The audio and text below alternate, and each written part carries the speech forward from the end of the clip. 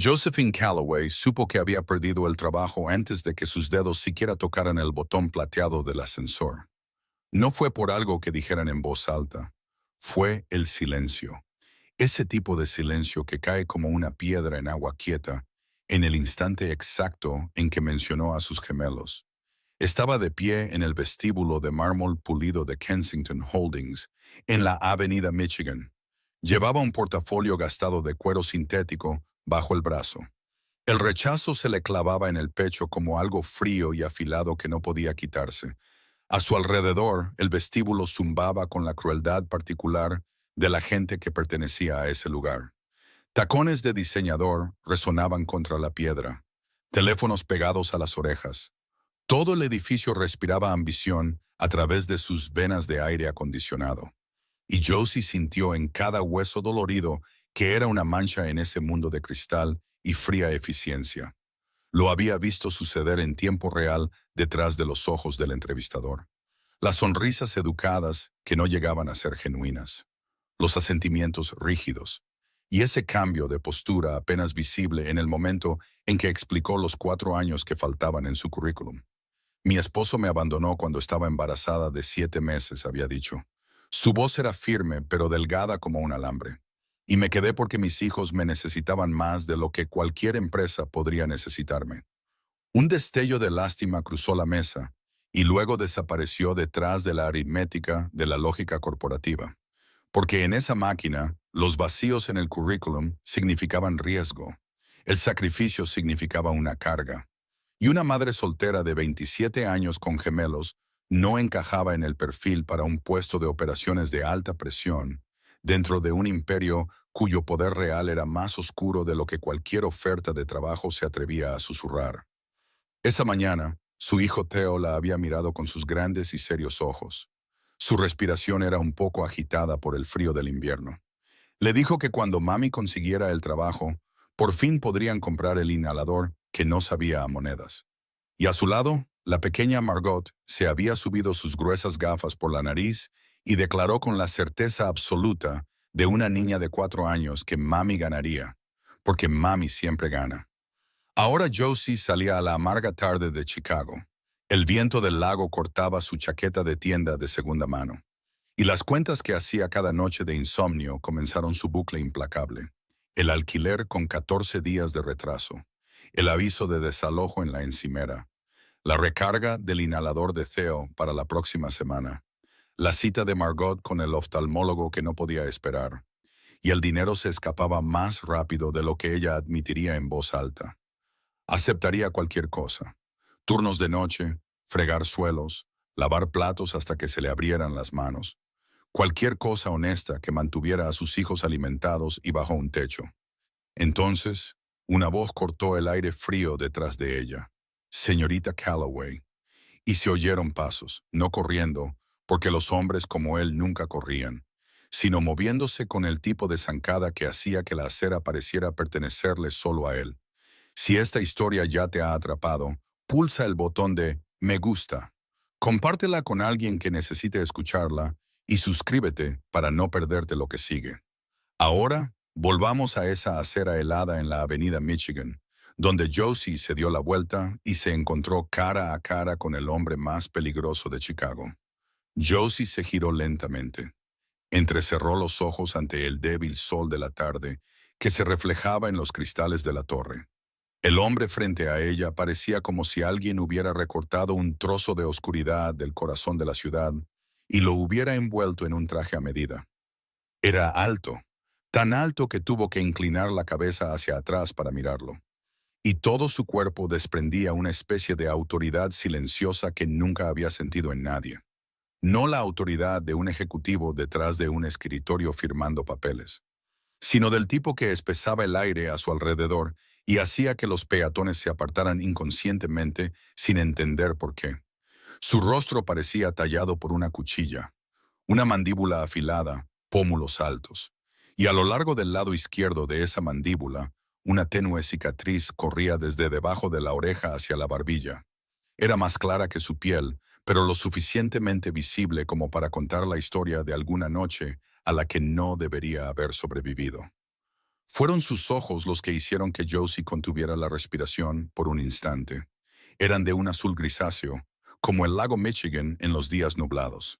Y no la miraban como la gente mira a un candidato que ha fallado una entrevista.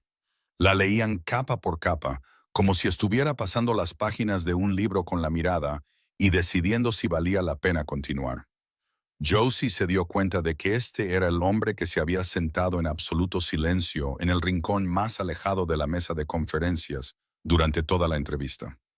El hombre cuyo nombre no sabía y que nadie le presentó.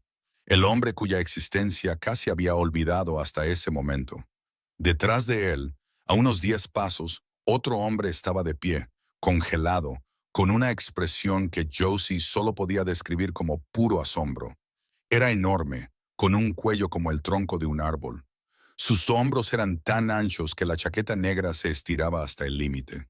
Parecía el tipo de hombre nacido para interponerse entre las balas y su jefe. Pero en ese momento, estaba allí con la boca ligeramente abierta ante la escena que tenía delante, como si estuviera viendo salir el sol por el oeste. Dos jóvenes asistentes caminaban más atrás, con las corbatas perfectamente rectas y los rostros pálidos. Intercambiaban miradas como lo hace la gente cuando acaba de ver suceder lo imposible delante de sus narices. En esos pocos segundos, Josie comprendió que, aunque no supiera quién era este hombre, el hecho de que estuviera aquí, en la acera, con la corbata ligeramente torcida y el botón superior del traje desabrochado, era algo que nunca había sucedido antes. Y todos detrás de él intentaban entender por qué.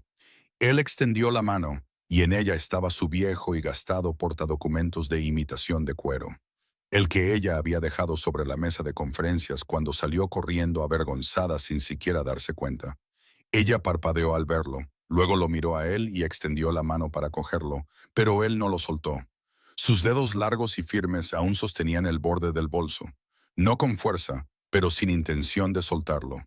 Y Josie sintió una pequeña corriente recorrer su brazo, en el lugar exacto donde la distancia entre sus dedos se había reducido a solo unos centímetros. Levantó la vista y lo miró directamente a los ojos por primera vez a esa distancia. Y en esos ojos azul grisáceo no vio amabilidad y no vio crueldad. Vio algo parecido a una curiosidad contenida, como si se estuviera preguntando por ella de una manera que ni él mismo había esperado. Dijo dos palabras: camina conmigo. Su voz era grave, completamente tranquila, sin subir ni bajar de tono. Pero no era una invitación. Josie se dio cuenta al instante, por el instinto de alguien que había aprendido a leer el peligro cuando vivía con Bryce. Era una orden, solo que envuelta en el terciopelo más suave que jamás había escuchado, y sabía que podía decir que no. Pero también sabía que sus pies ya habían empezado a moverse tras él antes de que su mente tuviera tiempo de decidir. Caminaron por la avenida Michigan en silencio durante los primeros 30 segundos, y esos 30 segundos se extendieron como una vida entera. Josie caminaba a su izquierda, con su portadocumentos ahora seguro en su mano. Sin embargo, lo sostenía como se sostiene un salvavidas en medio del mar. Mientras, el hombre a su lado se movía con la zancada firme y sin prisas de alguien acostumbrado a ser dueño de cada camino que pisaba. El viento del lago Michigan soplaba contra ellos, trayendo ese frío húmedo que pertenece al final del invierno. Josie tuvo que sujetar ambos lados de su chaleco de segunda mano para que no se agitara salvajemente, mientras él caminaba como si el viento no se atreviera a tocarlo. Detrás de ellos, Hector Vance mantenía exactamente 10 pasos de distancia, tan preciso como una línea trazada con una regla. Sus ojos recorrían a cada transeúnte con la vigilancia de un animal acostumbrado a proteger su territorio. Sin embargo, de vez en cuando, su mirada todavía se desviaba hacia su jefe con una confusión que no se había desvanecido del todo. Entonces el hombre habló, y su primera pregunta no fue la que Josie esperaba. No preguntó por títulos universitarios, no preguntó por experiencia en gestión, no preguntó nada que un libro de texto de recursos humanos consideraría necesario. Preguntó por qué. Durante toda la entrevista, ella fue la única que había preguntado sobre la tasa de accidentes de los trabajadores del turno de noche. Josie casi tropezó con el borde de la acera por la sorpresa. Lo miró de reojo, buscando un rastro de burla o una trampa. Pero su rostro era plano como una piedra. Solo esos ojos azul grisáceo miraban al frente, mientras de alguna manera la medían milímetro a milímetro. Él continuó, su voz todavía grave y uniforme, como el agua corriendo sobre la roca. Dijo que ella también fue la única que preguntó por qué los empleados del turno de noche en los centros de distribución de la empresa renunciaban en oleadas después de solo 6 meses, mientras que los otros 17 candidatos, armados con maestrías de escuelas de negocios de élite, solo hablaban de optimización de rutas, márgenes de beneficio neto y acciones preferentes. Josie tragó saliva, con la garganta seca y áspera por el frío. Podría haberse quedado callada. Podría haber dicho lo que él quería oír. Podría haber interpretado el papel de la solicitante obediente que conocía su lugar. Pero ya había perdido este trabajo, y no tenía nada más que perder, excepto la verdad. Y la verdad era lo único que todavía tenía fuerzas para llevar. Dijo que antes de tener un hijo, había dirigido un pequeño centro de distribución durante 3 años, no del tipo escondido dentro de una torre de cristal, sino del tipo con un techo de hojalata que se cosía en verano y se congelaba en invierno, donde conocía el nombre de cada camionero y sabía qué esposa estaba a punto de dar a luz y qué hijo estaba a punto de empezar primer grado. Dijo que había visto lo que sucedía cuando los trabajadores eran exprimidos y desechados. No solo renunciaban, se llevaban su experiencia con ellos, se llevaban sus relaciones con los clientes, se llevaban la lealtad que ninguna cantidad de dinero podía comprar de nuevo. Y el costo de contratar y capacitar a los reemplazos era muchas veces mayor que el costo de tratar a las personas que ya tenías con decencia. Hizo una pausa por un instante, luego habló al aire, porque no se atrevía a girarse hacia sus ojos cuando lo dijo. Las personas no son mercancías, señor. Dieron 10 pasos más en silencio, 15 pasos, 20 pasos.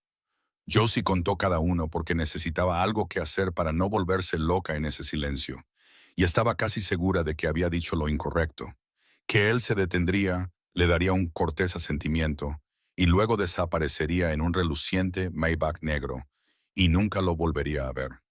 Pero él no se detuvo. Habló, su tono aún nivelado. Sin embargo, algo cambió en el borde de las palabras, tan leve que casi no lo notó, como si hubiera rozado una herida que él había mantenido cubierta durante mucho tiempo.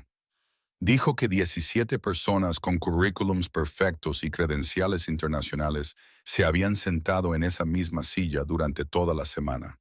Y ninguno de ellos, ni uno solo, había hecho ni una pregunta sobre los seres humanos que realmente levantaban la carga, conducían los camiones y sudaban para mantener esa máquina en funcionamiento. Su mandíbula se tensó ligeramente en la última frase, y Josie no pudo decir si era ira o tristeza, o ambas cosas, pero supo que su respuesta no había desaparecido en el aire. Había tocado algo dentro de este hombre, algo que quizás ni él esperaba que aún existiera. Luego hizo lo último que Josie hubiera esperado. Habló de su hijo. No hubo advertencia ni una transición suave entre la historia de los 17 candidatos y la historia de un niño de 8 años. Simplemente comenzó, como si algún pestillo dentro de él se hubiera abierto y ni siquiera él pudiera controlarlo. El nombre de su hijo era Flynn, de 8 años, y el niño había dejado de invitarlo a cualquier evento de la escuela hacía 2 años. Josie redujo la velocidad a medio paso, pero no se detuvo por completo. El instinto le decía que si se detenía, él también se detendría. Y si él se detenía, la puerta que acababa de entreabrirse se cerraría de golpe para siempre. Dijo que hace 2 años la escuela de Flynn organizó la obra de fin de curso, y Flynn había sido elegido para interpretar a un árbol, solo un árbol con 2 líneas de diálogo. Pero el niño practicó esas 2 líneas todas las noches durante 3 semanas, de pie frente al espejo de su habitación, con los brazos extendidos como ramas. Y cada noche preguntaba si papá vendría. Y cada noche él decía que sí. Su voz no cambió mientras lo contaba, todavía grave y plana como un lago helado. Pero Josie se dio cuenta de que había dejado de mirar al frente y estaba mirando al suelo, al espacio entre sus pasos, como si la historia fuera lo suficientemente pesada como para arrastrar incluso su mirada hacia abajo. Dijo que la noche de la obra estaba en Las Vegas, en una habitación de hotel en el último piso, lidiando con lo que él llamaba negocios. Y tanto Josie como él entendieron que no era el tipo de negocio que aparece en un informe anual. Dijo que se repetía a sí mismo cada noche en esa habitación de hotel, que lo hacía todo por Flynn, por el futuro del niño, para que a su hijo nunca le faltara nada. Luego se quedó en silencio durante mucho tiempo. El tiempo suficiente para que 3 personas pasaran junto a ellos en la acera sin reconocer que el hombre del traje caro tenía en sus manos la mitad de las rutas de carga del Medio Oeste. Cuando volvió a hablar, su voz se afinó un poco, solo un poco, pero Josie lo escuchó claramente, porque era alguien que había aprendido a escuchar lo que la gente esconde debajo de sus palabras. Me decía a mí mismo que todo era por él, dijo. Pero él dejó de creerlo antes que yo. Algo se apretó en el pecho de Josie. No era lástima, no se atrevía a sentir lástima por un hombre como este, y sospechaba que él tomaría la lástima como un insulto, pero sí reconocimiento, porque escuchó el dolor dentro de esa frase, el dolor de un padre que cambió presencia por riqueza. Y luego se dio cuenta de que el niño no necesitaba dinero, necesitaba a su papá sentado en la audiencia, aplaudiendo a un árbol con 2 líneas de diálogo. Levantó el rostro y la cicatriz a lo largo de su mandíbula izquierda captó la luz de la tarde por un segundo, antes de que la sombra del edificio la devorara. Le dijo que quería que volviera. Josie pensó que había oído mal, porque el viento del lago Michigan rugía en sus oídos. Lo dijo de nuevo, más claramente, que le ofrecía el puesto de gerente de operaciones, un salario que duplicaba la cifra que ella esperaba cuando entró al edificio esa mañana. Horario realmente flexible, no del tipo que se escribe en papel y nunca se usa en la vida real. Saldría a las 5 de la tarde, y ni una sola alma en la empresa tendría permitido preguntar por qué. Josie se quedó quieta en la acera de la avenida Michigan, el viento todavía cortando su abrigo. Pero ya no sentía frío, porque todo su cuerpo se había entumecido con algo que no se atrevía a llamar esperanza, porque la esperanza la había traicionado demasiadas veces. Lo miró y preguntó con una voz que temblaba tanto que se odió a sí misma por el temblor. ¿Por qué yo? No era una pregunta educada, ni falsa humildad, sino una necesidad real de entender por qué un hombre como él perseguiría a una madre soltera por la acera para entregarle lo que el mundo entero acababa de negarle. Él la miró y por primera vez desde que comenzó la conversación, Josie vio moverse la comisura de su boca. No una sonrisa, no exactamente eso, sino una señal de que debajo del hielo todavía había algo que no se había congelado por completo. Porque mi empresa necesita a alguien que recuerde por qué hacemos todo esto en primer lugar, dijo él. Y Josie escuchó en esa frase no solo una oferta de trabajo, sino la confesión de un hombre que había olvidado la respuesta a esa misma pregunta hacía mucho tiempo. Esa noche, Josie abrió la puerta de madera deformada de su apartamento, estudio en el lado sur, y el olor a pasta con salsa de tomate enlatada le llegó a la nariz como un abrazo familiar. Martha estaba junto a la estufa, con su delantal de flores descolorido atado a la cintura, revolviendo la olla mientras sus ojos se desviaban por encima del hombro para vigilar a los gemelos. Estaban sentados en el suelo de la sala, garabateando en el reverso de un folleto de supermercado porque se les había acabado el papel de dibujo la semana pasada. Margot levantó la vista primero. Sus gruesas gafas se deslizaron por el puente de su nariz como siempre, y sus grandes ojos detrás de las lentes se iluminaron cuando vio a su madre entrar por la puerta. Theo levantó la vista justo después de su hermana. Su respiración todavía era un poco pesada en el aire frío del apartamento porque la calefacción solo funcionaba a media potencia. Miró a su madre con una expresión demasiado seria para un niño de 4 años. La mirada de un niño que había aprendido a leer los rostros de los adultos antes de aprender a leer el alfabeto. Josie dejó su viejo y gastado portadocumentos sobre la mesa de la cocina, lenta, deliberadamente, dejando que una pausa floreciera. Luego miró a sus hijos con el rostro más solemne que pudo mantener.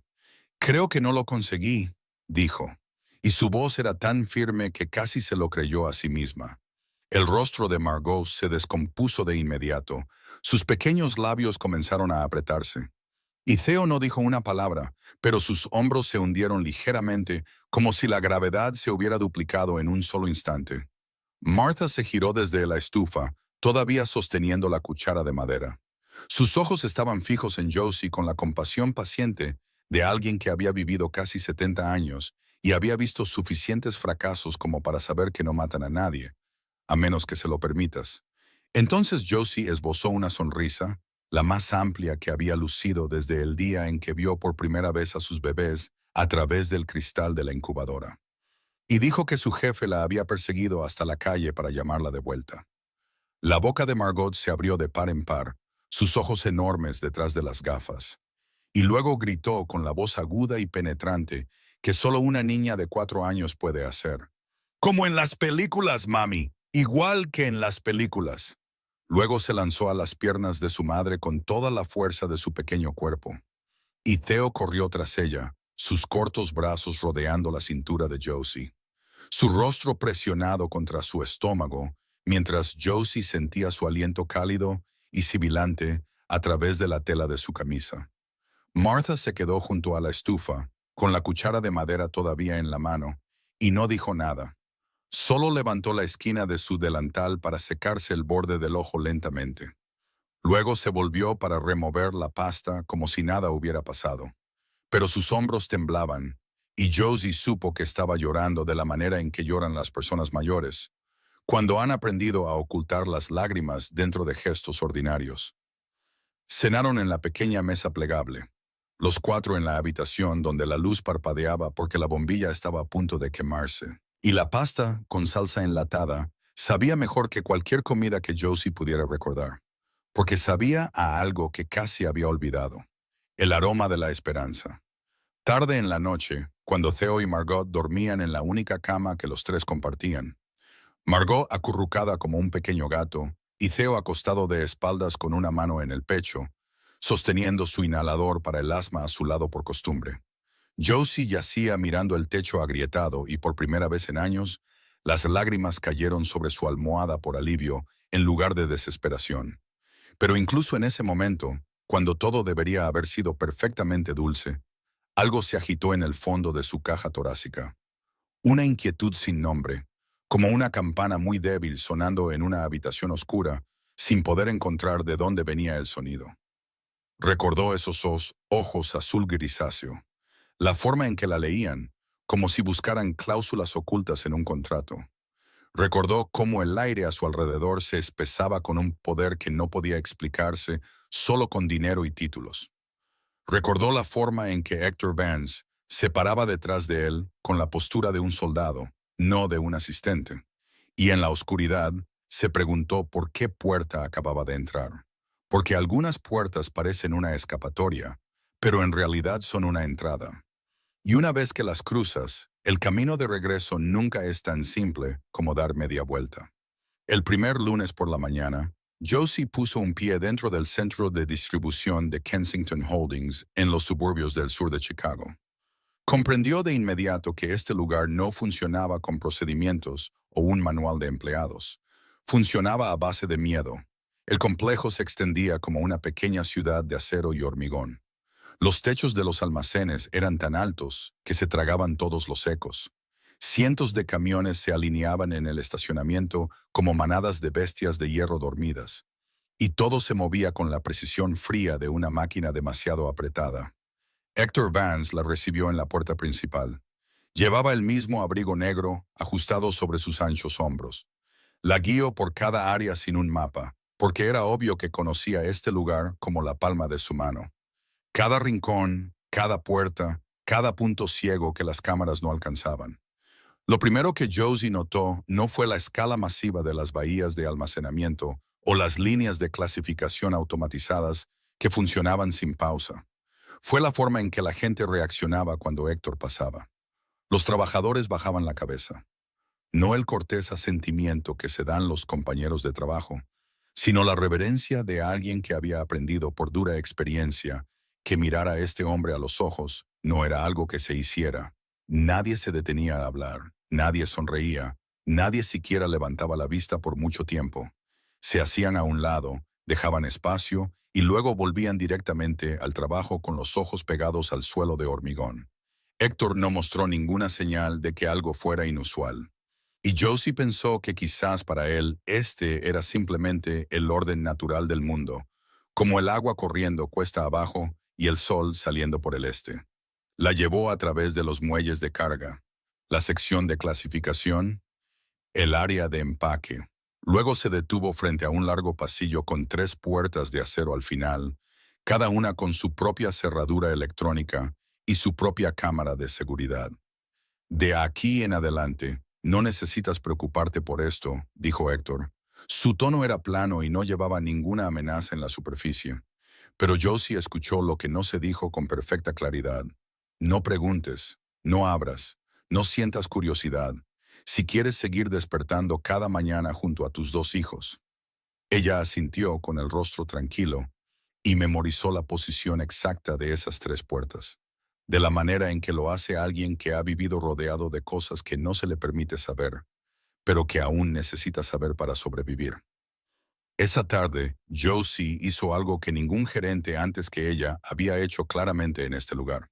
Entró al piso del almacén, no para inspeccionar con un portapapeles y una expresión gélida, sino para caminar entre las filas de estanterías, para detenerse junto a cada grupo de trabajadores y preguntarles sus nombres. Muchos de ellos la miraron como si fuera una criatura extraña. Algunos incluso dieron medio paso atrás por reflejo, como si la pregunta ¿cuál es tu nombre? Pudiera ser una trampa. Pero Josie se mantuvo paciente, preguntó nombres, preguntó cuánto tiempo llevaban allí, preguntó qué edad tenían sus hijos, preguntó si el turno de noche los agotaba, preguntaba con la voz de alguien que realmente quería la respuesta, en lugar de alguien que llenaba un formulario de encuesta.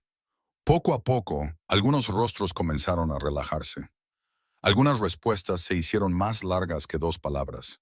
Y al final del día, Josie había memorizado más de 20 nombres, junto con al menos un detalle sobre la familia de cada persona. Pero la conversación que la mantuvo despierta esa noche no fue con ninguna de esas 20 personas. Fue con Reggie, un hombre de mediana edad de piel oscura, cabello entrecano, manos endurecidas por 20 años de descargar mercancías en el frío almacén. Un hombre que esperó hasta que Josie pasó por el rincón más vacío cerca del final del turno antes de tirar ligeramente de su manga. Habló muy rápido y muy bajo, sus ojos moviéndose hacia la cámara del techo. Dijo que algunas noches llegaban camiones a las 2 o 3 de la mañana y no estaban en ningún programa de distribución, que a los trabajadores del turno de noche se les ordenaba mirar hacia otro lado y no preguntar qué llevaban los remolques, que alguien había preguntado antes. Y esa persona desapareció de la lista de empleados a la mañana siguiente, como si nunca hubiera existido. Sin carta de renuncia, sin despedida, nada en absoluto. Solo un nombre borrado de la hoja de asistencia. Y nadie se atrevió a mencionarlo de nuevo. Josie sintió que su columna vertebral se helaba desde la base del cráneo hasta la parte baja de la espalda. Un frío que no provenía de las cámaras frigoríficas, sino de algún lugar dentro de ella. Sin embargo, mantuvo su rostro firme, agradeció a Reggie con la mirada y siguió caminando con el paso uniforme y medido de alguien que no dejaría ver que acababa de vislumbrar el contorno de algo mucho más oscuro de lo que se había preparado para enfrentar. 2 semanas después de que Josie comenzara el trabajo, Pax la llamó a la azotea del edificio Kensington a las 7 de la tarde para discutir la estrategia de personal. Y cuando las puertas del ascensor se abrieron, Josie comprendió que esto no era una sala de conferencias. Era un restaurante privado, del tipo sin letrero, sin menú público, sin número de teléfono para reservas, del tipo que había visto en las películas y nunca creyó que fuera real. La sala estaba en el último piso con una pared entera de cristal que daba al horizonte de Chicago al atardecer. Las luces de la ciudad comenzaban a parpadear una por una como estrellas cayendo hacia arriba, y solo había una mesa puesta en el centro. Mantelería blanca, velas, 2 copas de vino ya servidas y una botella que Josie supuso que costaba tanto como 3 meses de su alquiler. Pax ya estaba allí, con la chaqueta del traje sobre el respaldo de su silla. Las mangas de la camisa arremangadas mostraban unos antebrazos fuertes y un pequeño tatuaje en el interior de su muñeca que Josie nunca había notado antes. Algo que parecía un carácter que no podía leer a la luz de las velas. Se puso de pie cuando ella llegó, le retiró la silla con los modales sin esfuerzo de alguien a quien le enseñaron cortesía antes de enseñarle a infundir miedo. Y Josie se sentó con su ropa de trabajo que todavía olía ligeramente a almacén. Sintió la distancia entre sus dos mundos tan nítidamente como el brillo de la vela temblando sobre la mesa.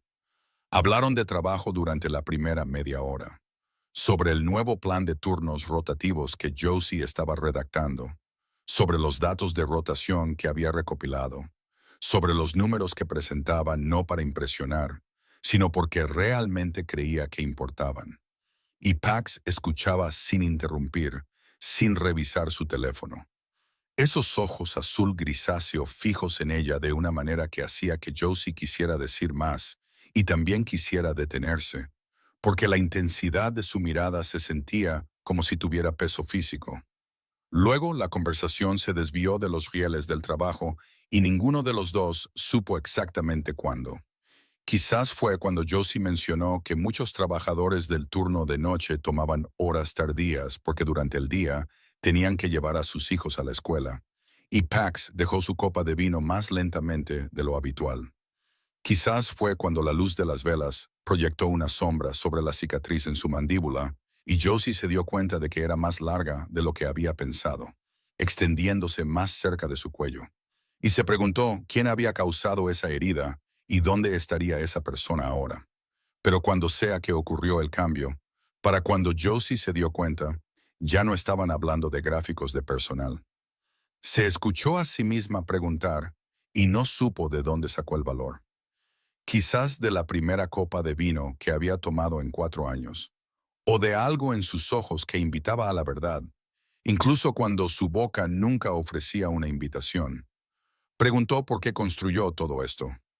La torre, el imperio, el restaurante en las nubes destinado a que un hombre se sentara y comiera solo, mientras su hijo no quería estar en la misma habitación con él por más de 10 minutos. Sabía que esa pregunta podría hacer que la despidieran en el acto, o peor, y por medio segundo después de que saliera de sus labios, Josie sintió el familiar frío del arrepentimiento subir por su nuca. Pero Pax no se enojó. Giró la copa de vino lentamente entre 2 dedos, mirando más allá de ella hacia el horizonte, donde las luces de la ciudad parpadeaban como la respiración de alguna criatura enorme. Y cuando respondió, su voz era más suave de lo que Josie había escuchado nunca, tan suave que tuvo que inclinarse hacia adelante para captar cada palabra. Porque la fuerza no puede arropar a tu hijo por la noche, dijo él. Josie no respondió. No necesitaba hacerlo, porque esa frase no requería una respuesta. Requería un testigo. Y esa noche, ella era la única testigo de ese momento.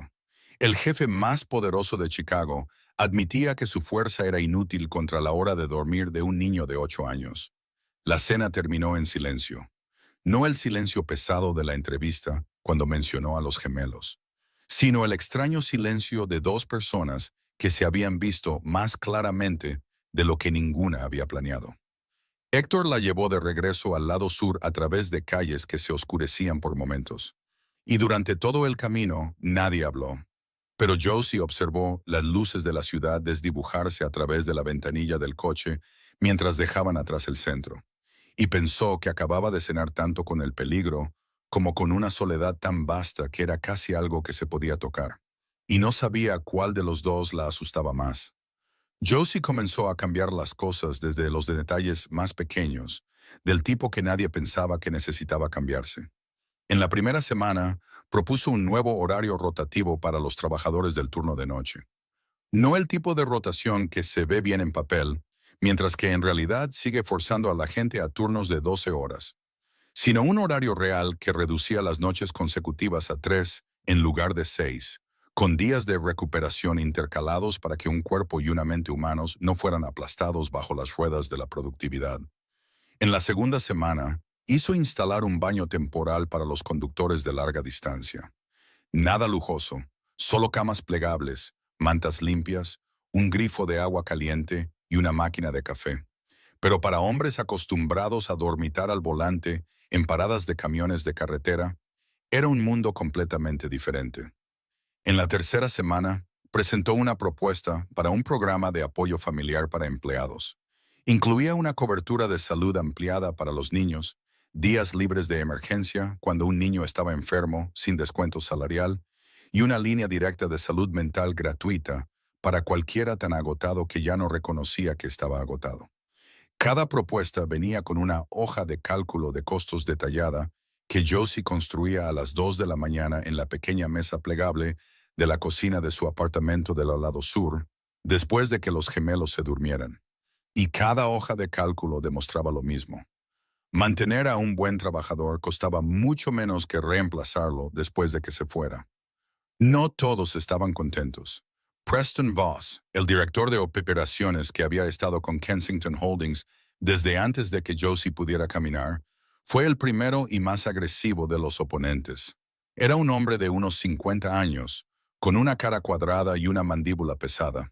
Siempre llevaba una camisa blanca metida por dentro, como un uniforme de una era en la que la gestión significaba gritar y los empleados significaban resistencia silenciosa. Josie entendió desde el primer día que Preston no era solo un viejo director de operaciones perdiendo su control sobre el poder. Era el vínculo entre el lado luminoso y el lado oscuro del imperio. El hombre que gestionaba tanto los camiones que figuraban en el horario como los camiones que llegaban a las 2 de la mañana, como le había susurrado Reggie. Y los cambios de Josie amenazaban ambos lados a la vez. Preston se opuso, no gritando en las reuniones, sino de una manera mucho más peligrosa. Retrasó silenciosamente cada propuesta, envió página tras página de correos electrónicos de refutación a la junta directiva en un lenguaje educado, donde cada frase implicaba que esta chica de 27 años no sabía que estaba jugando con fuego. Y en cada reunión, miraba a Josie con ojos que decían más claramente que cualquier correo electrónico que la consideraba una amenaza que debía ser eliminada. Las cosas llegaron a un punto de ruptura en la reunión de alta dirección de la cuarta semana, cuando Preston se levantó lentamente, se abotonó la chaqueta del traje en un deliberado acto de desafío y declaró frente a toda la junta que estos cambios eran un grave desperdicio de recursos y que a una gerente sin experiencia a este nivel no se le debería dar autoridad para tomar decisiones que afectaran a toda la cadena de operaciones. La sala se quedó en silencio. 12 rostros se giraron hacia la cabecera de la mesa donde se sentaba Pax, y Josie se dio cuenta de que no era la primera vez que esta sala esperaba un juicio desde esa silla, y no era la primera vez que el sudor aparecía en la frente de la persona que se atrevía a hablar.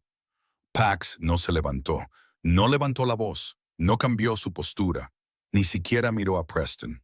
Miró fijamente la mesa de madera pulida frente a él, como si las palabras que estaba a punto de decir no merecieran que levantara la cabeza. Luego habló en un tono bajo y uniforme que era casi un susurro. La señorita Calloway tiene plena autoridad. Cualquiera que tenga un problema, habla conmigo. Ni una sílaba extra, ni una palabra enfatizada, porque nada necesitaba énfasis cuando toda la sala había dejado de respirar. Preston Voss se sentó como si alguien hubiera cortado el hilo que lo sostenía. Su rostro se puso blanco y no volvió a abrir la boca en el resto de la reunión. Josie se sentó allí, con el corazón latiendo rápido, pero su rostro se mantuvo tranquilo. Y en ese momento, vio más claramente que nunca lo que solo había sentido de forma borrosa desde el primer día que entró en este imperio. El poder de Paxton Kensington no provenía del título de director ejecutivo impreso en una tarjeta de visita.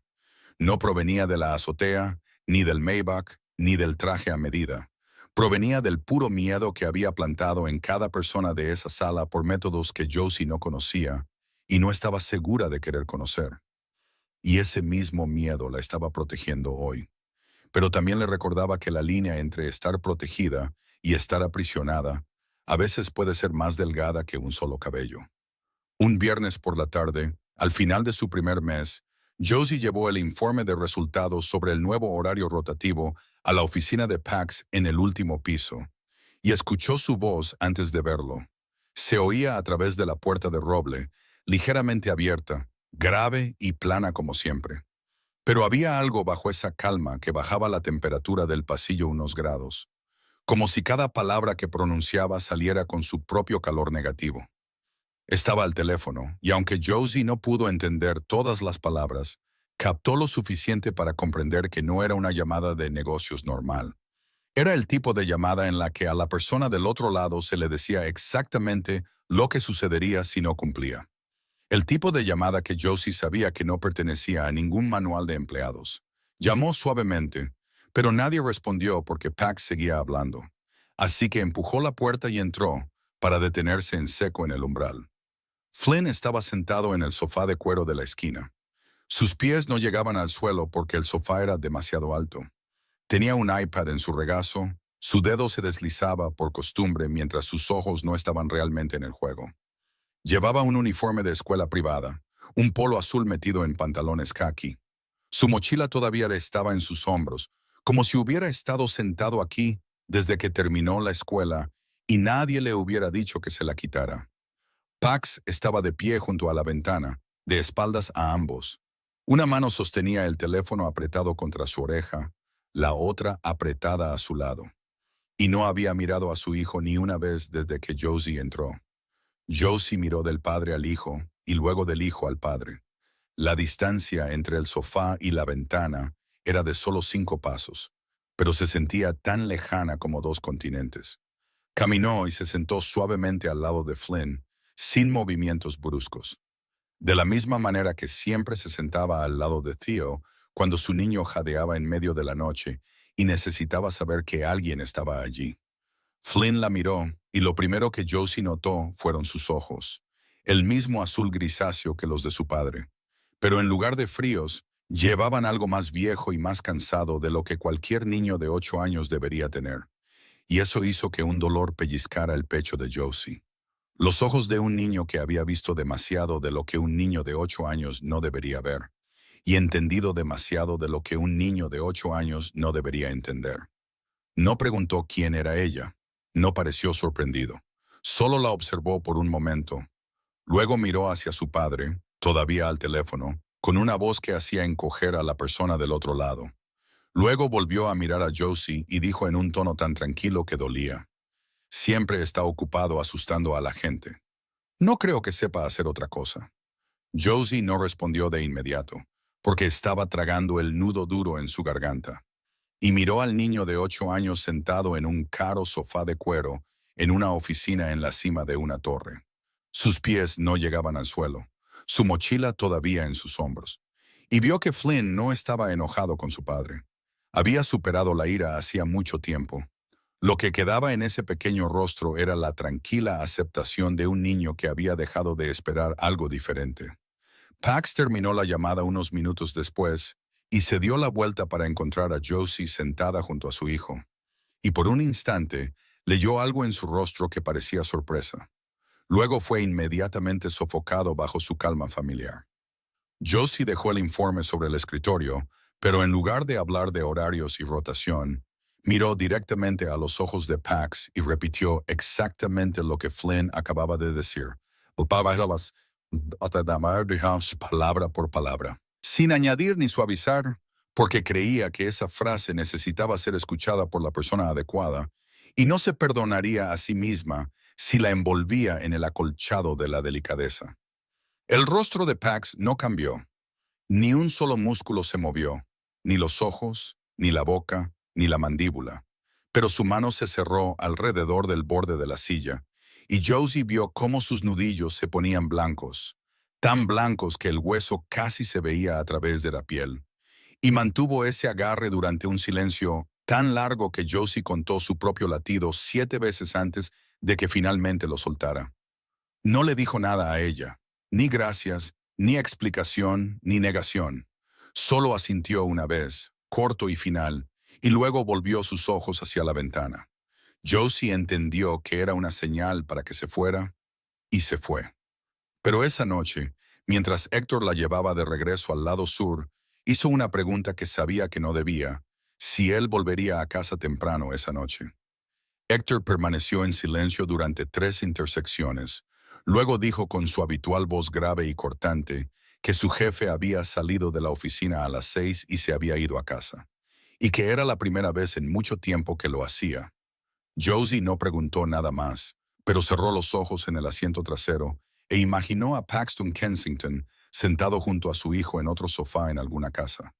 En silencio, sin saber qué decir, pero allí. Y a veces, estar allí es suficiente antes de aprender a hacer cualquier otra cosa. Pasó otro mes y Josie comenzó a notar un patrón que no podía explicar con la lógica laboral. Pax comenzó a aparecer en el centro de distribución cada vez con más frecuencia, sin previo aviso, sin citas, sin asistentes, sin papeles. Simplemente aparecía en algún rincón del vasto almacén y se quedaba allí con las manos en los bolsillos, observando en silencio. La primera vez, Josie pensó que estaba revisando las operaciones como lo haría cualquier director ejecutivo. La segunda vez, pensó que la estaba observando a ella. La tercera vez, se dio cuenta de que no estaba mirando los números en la pared ni las líneas de clasificación. La estaba mirando a ella. Observaba la forma en que caminaba entre las estanterías y se detenía junto a los equipos del turno de tarde. La forma en que doblaba las rodillas o se agachaba para que sus ojos estuvieran al mismo nivel que los de ellos cuando se sentaban en cajas a almorzar. Porque Josie había aprendido en 3 años dirigiendo su antiguo almacén que la gente no se abre a alguien que se para sobre ellos, se abren a alguien que los encuentra en el mismo nivel. Observaba la forma en que asentía cuando escuchaba, no el asentimiento performativo de un gerente que llena un formulario, sino el tipo de asentimiento que hace que la otra persona siga hablando porque sabe que está siendo realmente escuchada. Y cada vez que Josie accidentalmente captaba su mirada desde la distancia, Pax no apartaba la vista. La sostenía en sus ojos por un instante extra antes de finalmente girarse y caminar hacia otro lado. Y ese instante se alargaba un poco más cada vez, como si estuviera tratando de entender algo en ella para lo que aún no había encontrado un nombre. Luego vino la noche lluviosa. Josie se quedó hasta tarde para terminar un análisis de costos para el turno de noche. Y afuera, la lluvia caía con fuerza, de esa manera de finales de invierno de Chicago. Lluvia fría mezclada con el viento del lago Michigan que puede cortar la piel si te quedas en ella el tiempo suficiente. Cuando salió por la puerta del almacén cerca de las 10 de la noche, ajustándose su delgado abrigo, vio el Maybach negro estacionado al borde del lote. Estaba bajo una farola borrosa por la cortina de lluvia, y una figura de pie junto al coche. No era Héctor, era Pax. Estaba allí, con su largo abrigo empapado por la lluvia, sin paraguas, el cuello levantado, pero el agua aún corría por la cicatriz de su mandíbula y a lo largo de su cuello.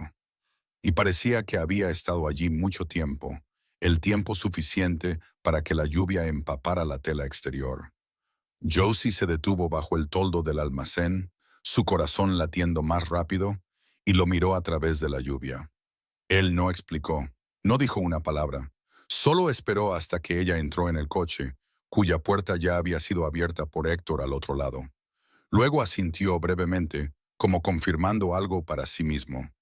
Se giró, subió a su propio vehículo y se fue por delante. Dentro del coche, Josie se sentó muy quieta, escuchando la lluvia golpear el techo. Sus dedos se aferraban con fuerza al borde de su abrigo húmedo. Se dijo a sí misma con la voz más estricta que tenía: «Es tu jefe, es peligroso, realmente peligroso». No el tipo de peligro de una novela romántica, sino el tipo de peligro donde la gente desaparece de la lista de empleados y nadie se atreve a mencionar su nombre. Él pertenece al mundo de las puertas de acero, con cerraduras codificadas y los camiones que llegan a las 2 de la mañana. Un mundo al que no se le permitía entrar y no debería querer entrar.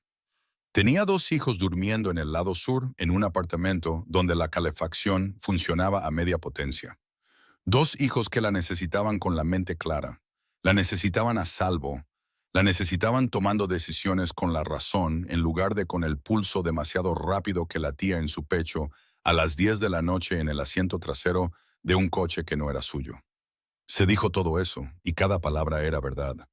Pero cuando cerró los ojos, todavía lo veía de pie bajo la lluvia sin paraguas, esperando hasta que ella estuviera a salvo antes de irse.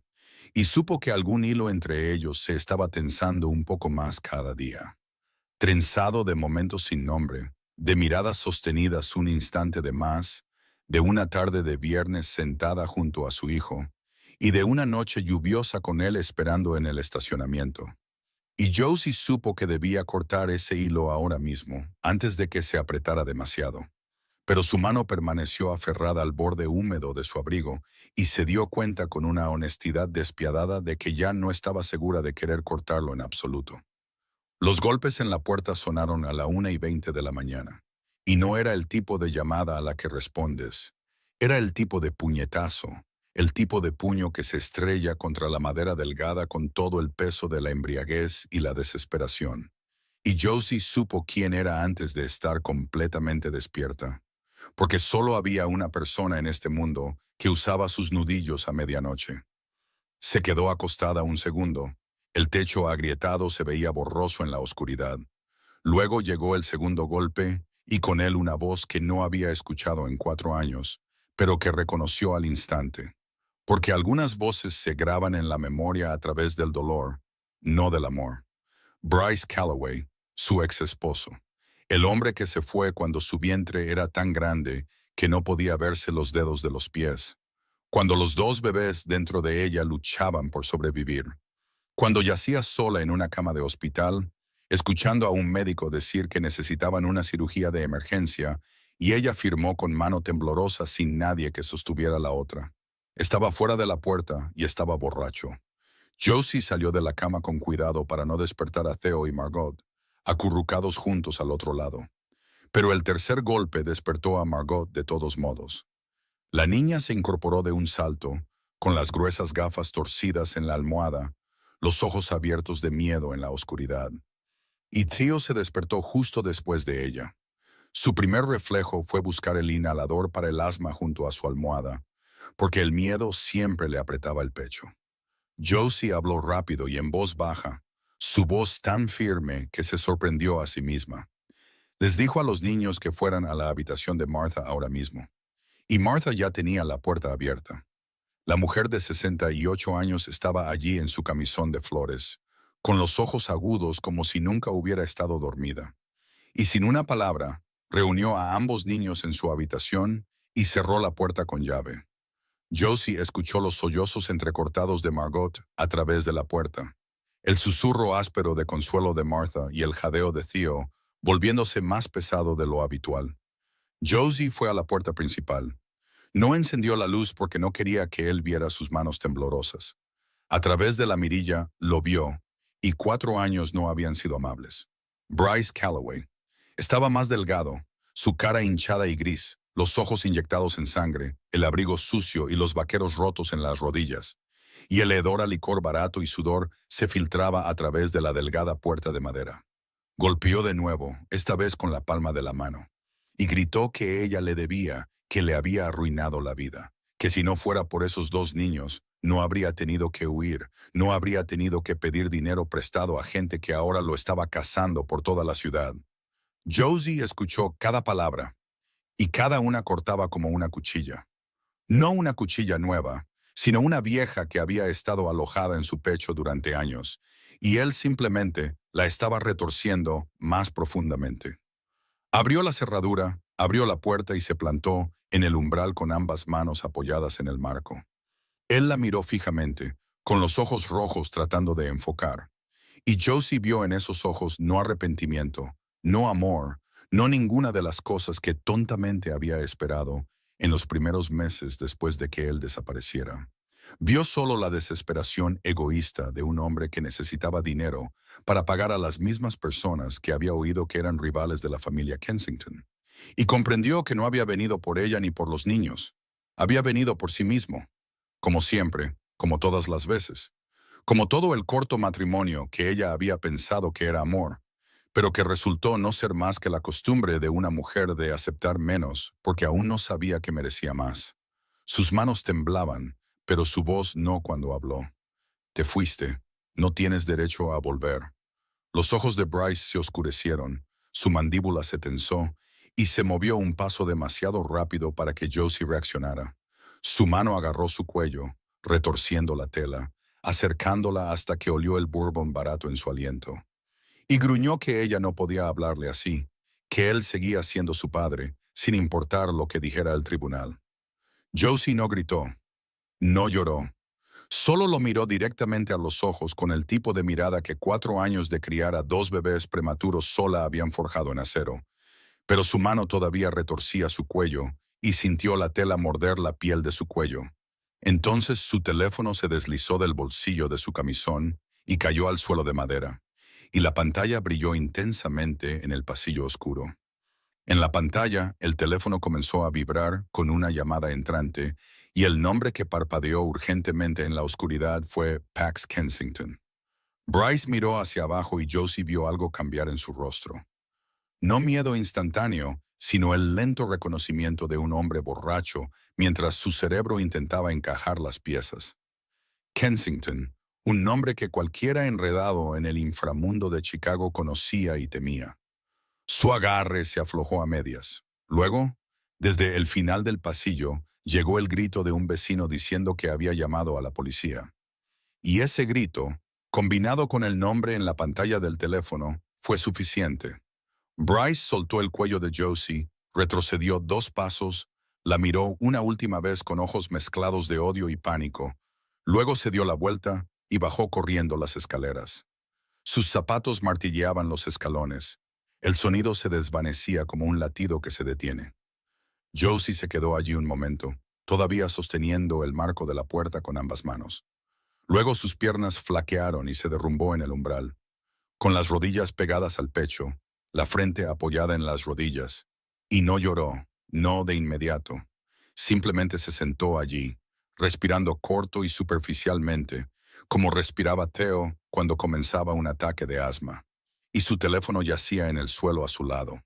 La pantalla ahora oscura, pero ese nombre todavía ardía en su mente como el rastro de luz después de que se apaga una lámpara.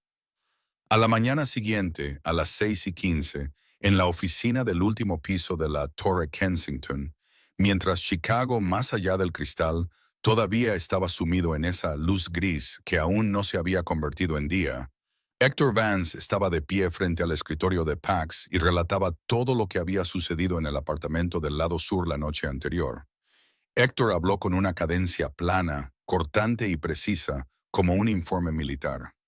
Desde el momento en que Bryce Calloway apareció al final del pasillo a la 1:17, hasta el momento en que bajó corriendo las escaleras a la 1:32, incluyendo el detalle de él agarrando el cuello de Josie y el detalle de la pantalla del teléfono iluminándose con la llamada entrante del propio jefe mientras intentaba advertirla del intruso. Josie no sabía esto. No sabía que desde el primer día que empezó a trabajar en Kensington Holdings, un coche había estado aparcado a 3 manzanas de su apartamento cada noche. Dentro de él, uno de los hombres de Hector vigilaba quién entraba y salía por la escalera que conducía a su piso. Y no era coincidencia ni amabilidad. Era el procedimiento estándar. Pax lo aplicaba a cualquiera que tuviera información sensible sobre cómo operaba el imperio. Pero Hector había trabajado para Pax el tiempo suficiente para darse cuenta de que el coche fuera del apartamento de Josie había sido asignado más rápido que el procedimiento normal, y el número de guardias era mayor de lo necesario para una gerente de almacén. Pax escuchó todo el informe sin moverse, sin interrumpir, sin cambiar de postura. Sus manos estaban entrelazadas sobre el escritorio y su rostro estaba tan tranquilo que era más aterrador que cualquier arrebato. Porque Héctor sabía que cuando el jefe gritaba, significaba que el jefe todavía controlaba la situación. Y cuando el jefe se quedaba en silencio, significaba que alguien estaba a punto de arrepentirse de algo muy profundamente.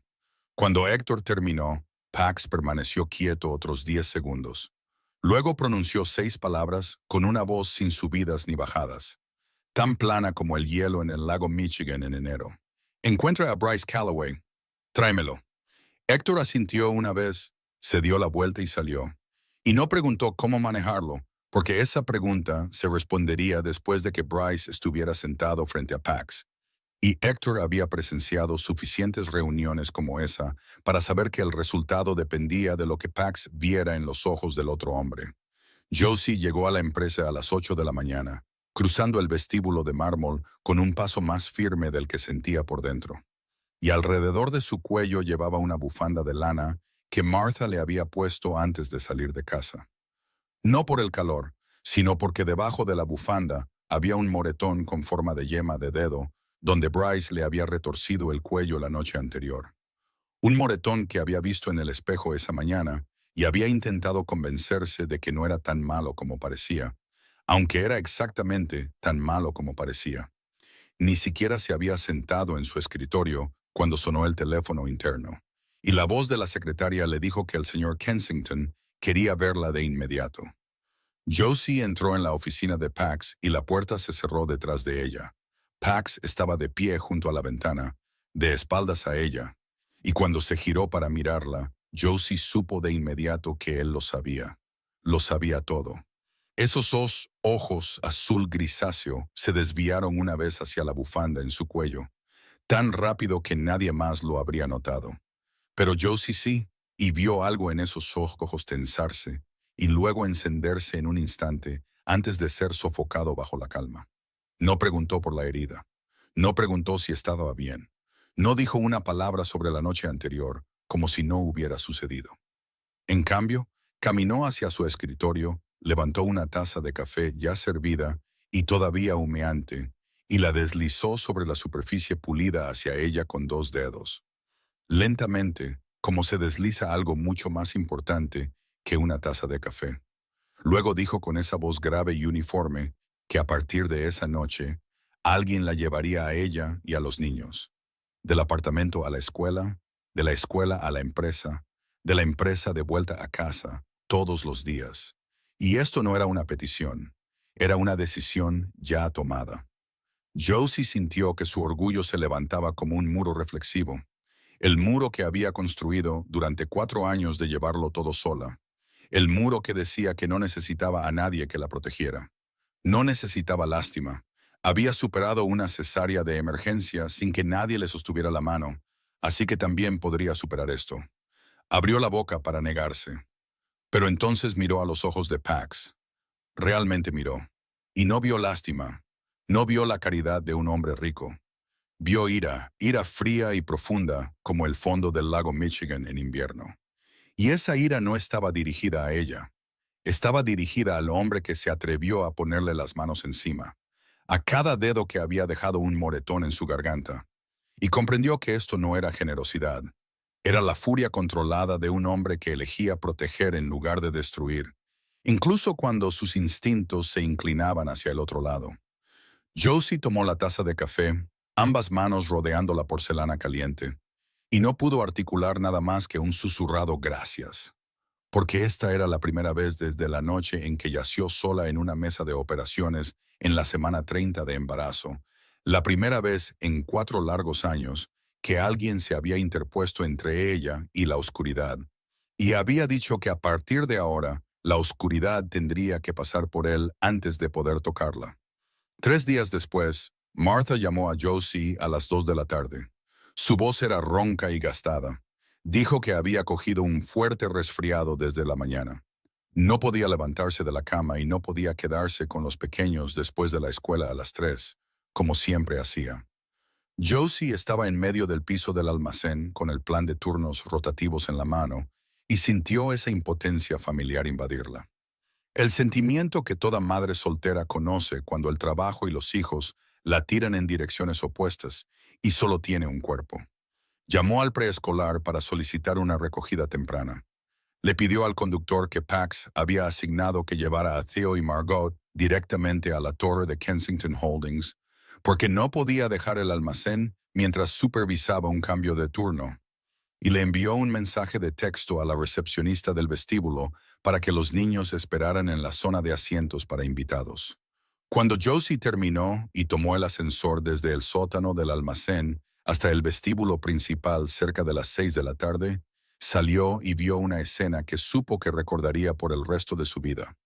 Theo y Margot estaban sentados en el gran sofá de cuero del vestíbulo, tan pequeños que sus piernas colgaban a una mano de distancia del suelo de mármol. En el vasto espacio del vestíbulo de la torre de cristal, donde todo era demasiado grande, demasiado brillante, demasiado caro en comparación con las dos pequeñas vidas apretadas juntas como gorriones perdidos dentro de un palacio. Margot estaba hablando, y estaba hablando con Paxton Kensington. Pax estaba de pie frente a los niños, todavía con su traje a medida, todavía con la tenue cicatriz en su mandíbula y los ojos azul grisáceo que una vez hicieron que toda una sala de juntas contuviera la respiración. Pero su postura era completamente diferente ahora. Estaba un poco rígido, con los brazos colgando a los lados, como un hombre que no sabe dónde poner las manos. Y no parecía el jefe más poderoso de Chicago. Parecía un hombre que acababa de ser desarmado por una niña de 4 años con gafas gruesas. Margot inclinó la cara hacia él, con el cuello estirado hacia atrás porque él era muy alto, y preguntó con una voz clara y brillante, sin miedo alguno, con la audacia instintiva de una niña que aún no sabe a quién debe temer y a quién no. ¿Puedes tocar el techo, señor? Josie se detuvo a 10 pasos de distancia y vio a Pax parpadear una vez, luego mirar hacia el imponente techo del vestíbulo y luego de vuelta a Margot. Y en su rostro había una expresión que Josie nunca había visto antes, la mirada de alguien que no tenía idea de qué hacer. No porque la pregunta fuera difícil, sino porque su mente no contenía instrucciones para responder a una niña de 4 años que hacía la pregunta más simple del mundo. Había pasado toda su vida aprendiendo a infundir miedo en los adultos, y nadie le había enseñado a hablar con un niño que no tenía miedo. Entonces Theo habló. El niño estaba sentado junto a su hermana con su pequeña mochila en el regazo, y mientras observaba, Josie se dio cuenta de que había tenido que usar su inhalador porque el aire del edificio era frío y seco. El inhalador descansaba en su mano derecha con una competencia que dolía ver. La competencia de un niño de 4 años que ya sabía cómo rociar medicina en sus propios pulmones, como si fuera tan normal como atarse los zapatos. Y la mano de Margot había ido automáticamente a su espalda por reflejo, porque estaba acostumbrada a ayudarlo a calmarse cuando llegaba la opresión. Theo miró a Pax con esos grandes y serios ojos, los bordes todavía un poco húmedos por la medicación, y habló con una voz ligeramente ronca, cada palabra clara. Mami tampoco puede tocar el techo, pero ella alcanza el cielo porque se esfuerza mucho. El vestíbulo estaba casi vacío entonces. Solo unos pocos guardias de seguridad y una recepcionista ordenando su escritorio.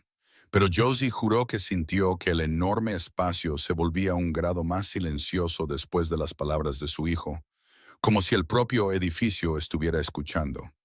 Pax miró a Theo, luego levantó la vista, y sus ojos se encontraron con los de Josie a través de los 10 pasos de vestíbulo abierto entre ellos. Josie bajó la mirada porque no podía soportar la fuerza de esa mirada ahora, porque en esos ojos azul grisáceo vio lo que había estado tratando de negar durante semanas. Algo que no estaba lista para nombrar, y sin embargo, ya no tenía la fuerza para fingir que no lo veía.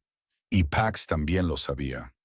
Josie lo entendió, no porque él dijera algo, sino porque no lo hizo.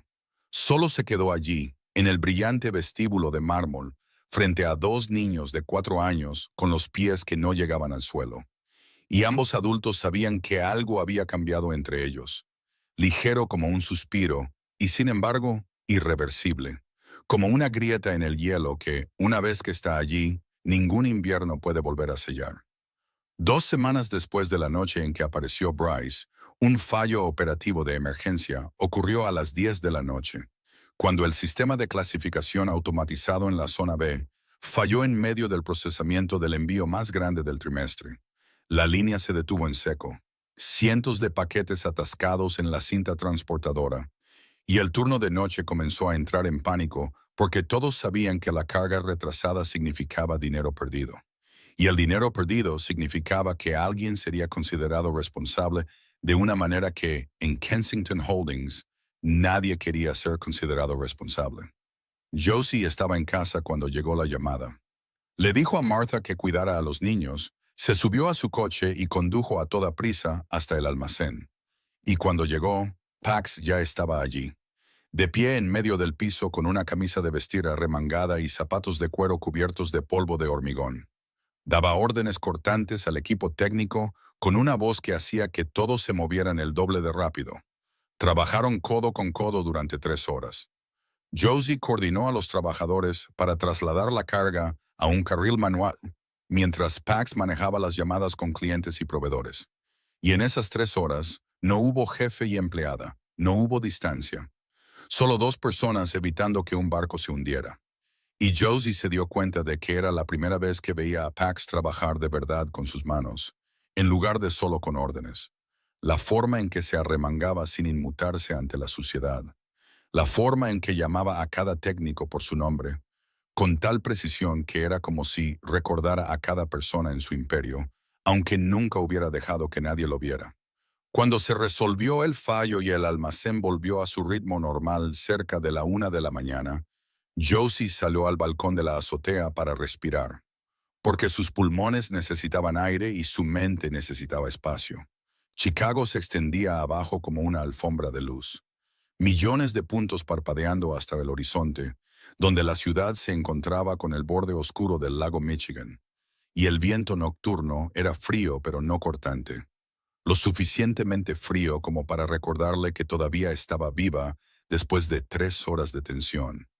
Escuchó pasos detrás de ella y no tuvo que girarse para saber quién era, porque había aprendido a reconocer su paso sin siquiera darse cuenta. Pax se paró a su lado. Ambos miraban el horizonte, sin decir nada, y la distancia entre su brazo y el de él se fue reduciendo lentamente hasta que fue solo un paso, quizás menos. Josie no se atrevió a mirar hacia abajo para medir. El aire entre ellos se espesó, más pesado que el viento, más pesado que el olor a hormigón y aceite de máquina que aún se aferraba a sus ropas.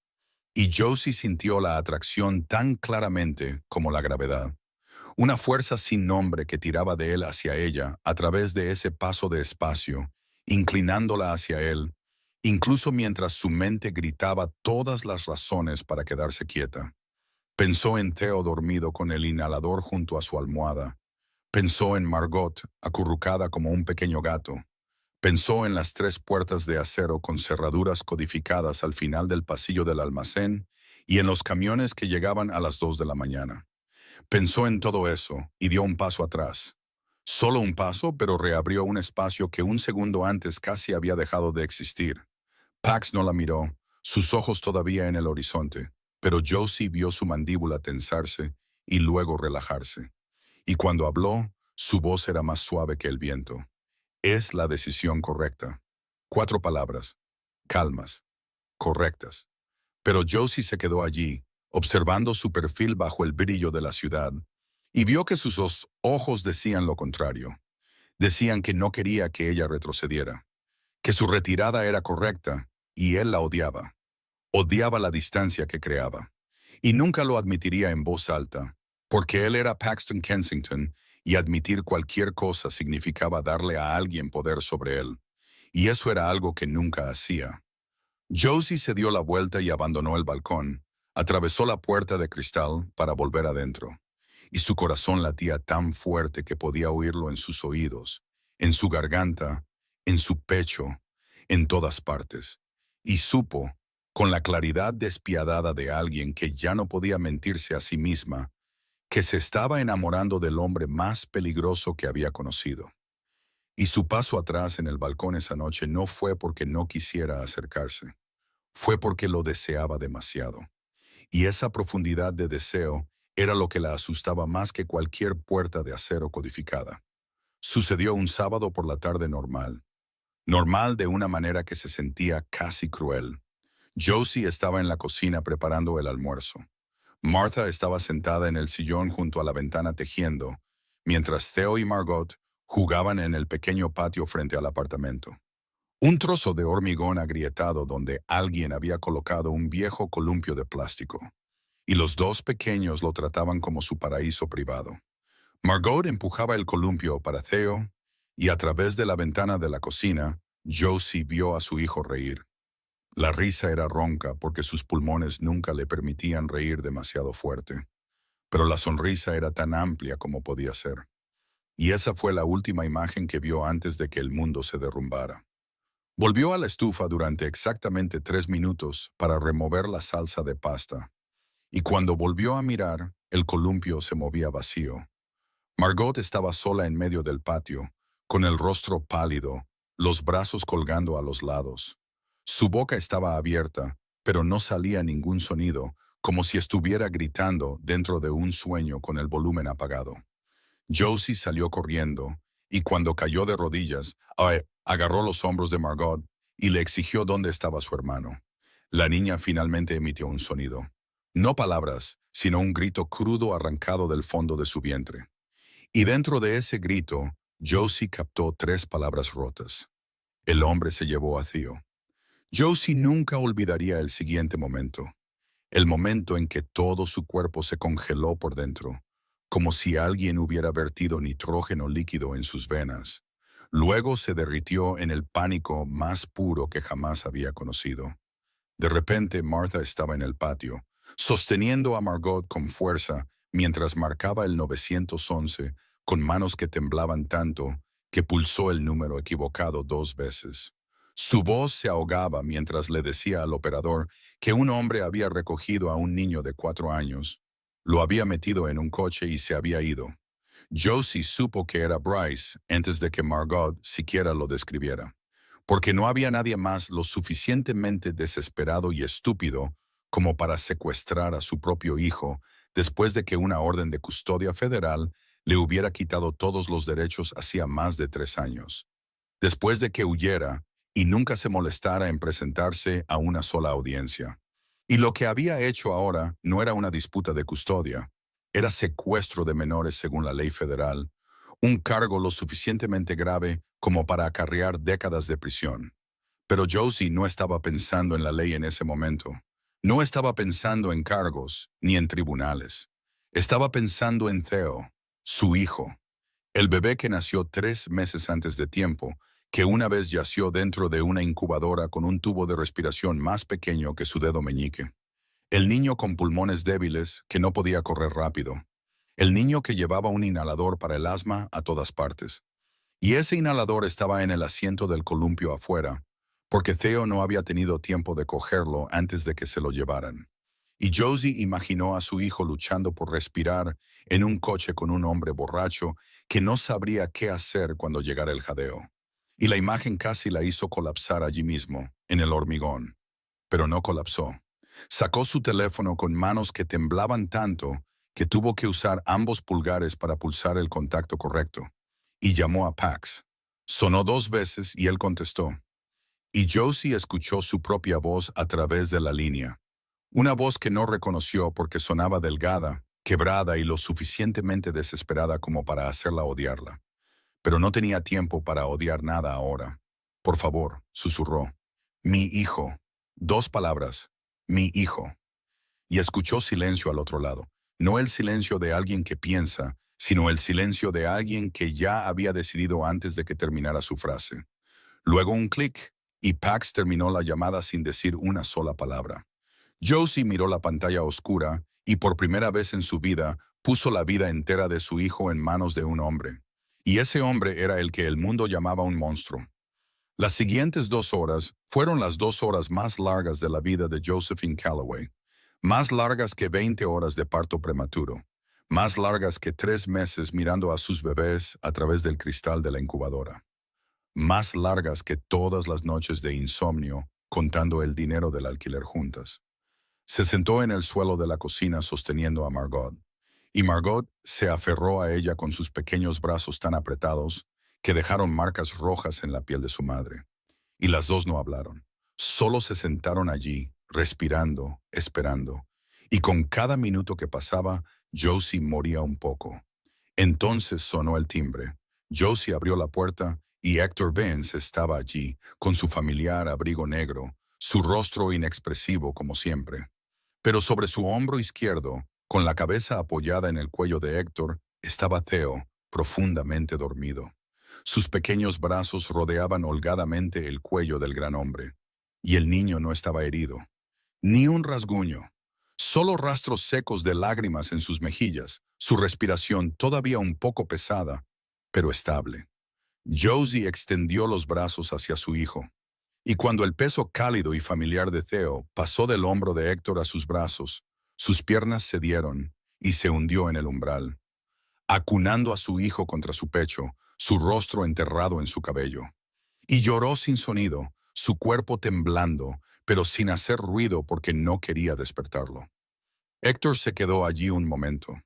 Luego dijo en el tono más breve que Bryce Calloway había sido encontrado en un almacén abandonado en el lado oeste de la ciudad. Estaba vivo. No estaba gravemente herido, pero no volvería a Chicago. Nunca más. Y el peso que Héctor puso en la palabra nunca llevaba algo absoluto, algo que Josie entendió que no debía preguntar. No preguntó. No preguntó qué soportó Bryce durante esas 2 horas. No preguntó cómo lo encontraron. No preguntó qué vio en ese almacén abandonado que aseguró que nunca más se atrevería a poner un pie en Chicago. Y Pax no explicó. Era un pacto tácito entre ellos, firmado en silencio en el umbral del apartamento del lado sur, donde Josie sostenía a su hijo y comprendía que la oscuridad había protegido a su niño. Y lo aceptó, no porque estuviera de acuerdo con la oscuridad, sino porque cuando tu hijo está en peligro, no tienes el lujo de juzgar la mano que lo trae de vuelta. Después de que Héctor se fuera, Josie cerró la puerta con llave. Llevó a Theo a la cama junto a Margot. La niña ya dormía en los brazos de Martha de tanto llorar, y Josie acostó a los 2 niños juntos, les subió la manta hasta el pecho, colocó el inhalador de Theo justo al lado de su almohada por costumbre. Luego se quedó allí mirándolos respirar en la oscuridad durante 5 minutos, 10 minutos, quizás más. No contó. Solo se quedó allí escuchando su respiración, porque hoy casi había perdido ese sonido para siempre, y necesitaba escucharlo el tiempo suficiente para creer que era real. Luego volvió a la cocina, se sentó en el frío suelo de baldosas con la espalda contra los armarios y lloró. No el llanto silencioso que había entrenado como rutina durante 4 años para que los niños no la oyeran. Esta vez lloró hasta que sus hombros se sacudieron, hasta que su estómago se contrajo, hasta que las lágrimas corrieron por su barbilla y empaparon su camisa. Y ni siquiera se las secó porque no tenía fuerzas para secar nada. Lloró por las últimas 2 horas, por el miedo que la había carcomido por dentro mientras estaba sentada en este mismo suelo de la cocina, sosteniendo a Margot y esperando. Por el momento en que imaginó a Theo incapaz de respirar en el coche de Bryce sin un inhalador. Por todas las noches anteriores en las que no se permitió llorar porque si lloraba, ¿quién sería fuerte para los 2 pequeños? Martha salió del dormitorio lentamente porque sus rodillas eran viejas y no dijo una palabra. Solo se dejó caer en el suelo junto a Josie, con la espalda contra los mismos armarios, y le puso una mano en la espalda. Una mano cálida y arrugada que descansaba quieta entre los omóplatos de Josie, sin frotar, sin dar palmaditas, solo descansando allí. Porque Martha había vivido lo suficiente como para saber que a veces la gente no necesita consuelo hablado. Solo necesitan saber que alguien está sentado a su lado en un frío suelo de cocina a medianoche. Josie no supo cuánto tiempo lloró. Quizás media hora, quizás más, hasta que las lágrimas se secaron de verdad y se quedó sentada allí, respirando con dificultad, con los ojos hinchados y ardientes. Entonces el timbre sonó suavemente, solo una vez, como si la persona que lo pulsaba supiera que había niños durmiendo dentro y no quisiera despertarlos. Martha miró a Josie. Josie miró a Martha. Luego se levantó con piernas que aún temblaban, caminó hacia la puerta, miró por la mirilla y su corazón se detuvo por un instante. Paxton Kensington estaba en el pasillo del 3er piso del edificio del lado sur. Rodeado de pintura descascarada, una luz de techo fluorescente parpadeante, baldosas agrietadas y el olor húmedo de tuberías viejas.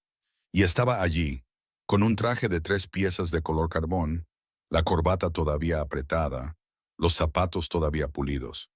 Tan fuera de lugar que era casi absurdo, como si alguien lo hubiera recortado de una portada de Forbes y lo hubiera pegado en un mural de un barrio pobre. Y la imagen era a la vez imposible y hermosa, de una manera que Josie no pudo evitar notar. No entró, Se quedó en el umbral con los brazos a los lados, y en su mano derecha sostenía una pequeña caja. Se la ofreció y dijo que era un inhalador de repuesto para Theo, uno más nuevo, de acción más rápida, y que había llamado a su médico privado para la receta. Josie miró la caja en su mano, los dedos largos y fuertes que sostenían algo tan pequeño, con un cuidado que nunca le había visto dar a nada más. Y algo dentro de ella, algo que había estado sosteniendo con pura voluntad durante semanas. Ese muro construido de orgullo, razón y miedo se derrumbó en un segundo. No pensó. Dio un paso adelante y su frente se apoyó en su pecho.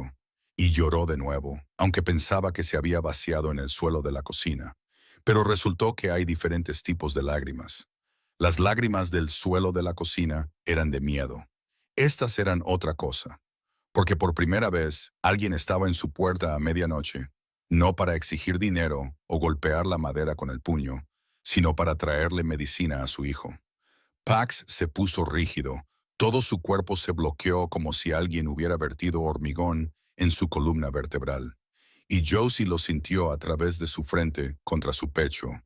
Sintió su corazón latir mucho más rápido de lo normal, aunque por fuera parecía una estatua, y comprendió que no estaba rígido porque no quisiera esto. Estaba rígido porque no sabía cómo. No sabía qué hacer cuando una mujer se apoyaba en él y lloraba, porque quizás nadie le había hecho eso en mucho tiempo, o quizás nadie lo había hecho nunca. Luego, lentamente, tan lentamente que Josie pudo sentir cada milímetro de movimiento, una de sus manos se levantó y se posó en su espalda, ligera, pesada solo con el peso de una mano y nada más, como si temiera que si presionaba más fuerte, ella se rompería. O quizás él lo haría. ¿Cuánto tiempo estuvieron allí? Josie no lo supo. En el umbral entre un pasillo de pintura descascarada y una pequeña cocina, entre su mundo y el de él. Y Martha observaba desde adentro. Luego se dio la vuelta en silencio y volvió a su habitación, porque sabía que algunos momentos no están hechos para testigos. Cuando Josie finalmente retrocedió con los ojos hinchados y rojos, salió al pasillo. Y los dos se sentaron en los escalones fuera del apartamento, bajo la luz fluorescente parpadeante y el sonido de una tubería goteando en algún lugar de la pared. Y Pax habló. Por primera vez, habló no con una voz de mando, ni de director ejecutivo, ni la voz de un jefe que lo controla todo, sino con la voz cansada de un hombre de 36 años que había llevado una mentira durante demasiado tiempo. Mi madre me enseñó que la piedad era un lujo que el poder no podía permitirse, dijo, con los ojos en los escalones. Y le creí durante 36 años. Hizo una pausa, luego levantó el rostro. Y por primera vez, Josie vio esos ojos azul grisáceos sin armadura frente a ellos, desnudos, cansados y lo suficientemente reales como para robarle el aliento. Luego entraste en mi sala de juntas y me di cuenta de que había desperdiciado 36 años creyendo en lo incorrecto. Josie se sentó a su lado en los escalones de ese gastado edificio del lado sur y dijo la verdad con una voz ronca por tantas lágrimas. No puedo arreglarte. No fue un rechazo y no fue crueldad. Era la verdad que le debía a él y se debía a sí misma. Porque no podía arreglar a un hombre construido de oscuridad. Tenía 2 hijos que la necesitaban entera y no podía quemarse para mantener a otro caliente. Pax la miró y no había sonrisa en su boca, pero había algo más suave que cualquier cosa que hubiera visto en ese rostro. No te estoy pidiendo que me arregles, dijo él. Te estoy pidiendo que no te vayas. Y Josie se sentó allí, en los escalones desconchados, junto al jefe de la mafia más poderoso de Chicago, escuchando la tubería gotear dentro de la pared y el bajo zumbido de la ciudad a lo lejos. Y no dijo que sí, no dijo que no, solo dejó que su hombro tocara ligeramente el de él, y no se fue. 6 meses después de esa noche en los escalones, el centro de distribución de Kensington Holdings parecía un lugar completamente diferente. Aunque no se había repintado ni una sola pared y no se había reemplazado ni una sola máquina. Lo que cambió fue la gente. El sistema de turnos rotativos que Josie implementó Redujo los tramos nocturnos consecutivos exactamente como prometía el plan original. El baño temporal para conductores de larga distancia funcionaba a plena capacidad con camas limpias, mantas cálidas y café caliente. El programa de apoyo familiar para empleados se implementó desde una cobertura de salud ampliada para los niños hasta días libres pagados de emergencia. Y los números no mentían. La rotación de personal se redujo en más del 20% en comparación con el mismo periodo del año anterior, ahorrando a la empresa millones en costos de reclutamiento y capacitación que la junta directiva una vez trató como inevitables. La productividad aumentó constantemente mes tras mes, no porque se forzara a nadie, sino porque la gente hace un mejor trabajo cuando no odia el lugar al que tiene que ir cada mañana. Los accidentes laborales cayeron al punto más bajo en toda la historia de la empresa, porque Josie leyó cada informe de seguridad y encontró las brechas que las personas antes que ella no se molestaron en ver o no se atrevieron a ver. Reggie, el trabajador que le había susurrado sobre los camiones que llegaban a las 2 de la mañana en su primer día, era ahora un líder de turno respetado por todos. Y una tarde, cuando Josie pasaba por el área de carga, él la detuvo. La miró con los ojos de un hombre que había pasado 20 años mirando hacia abajo y finalmente se le permitía levantar la cabeza. Y dijo que por primera vez en 2 décadas sentía que su vida valía más que la carga en los camiones. Josie solo asintió y sonrió. Pero cuando se dio la vuelta, tuvo que parpadear rápidamente para evitar que las lágrimas cayeran en el suelo del almacén. Porque algunas frases tocaban la razón más profunda por la que hacía todo esto. Pax observaba todo desde la distancia, como siempre hacía. Aparecía sin previo aviso, se paraba en algún rincón y observaba a Josie dirigir lo que él construyó, pero que nunca supo cómo dirigir con algo que no fuera miedo.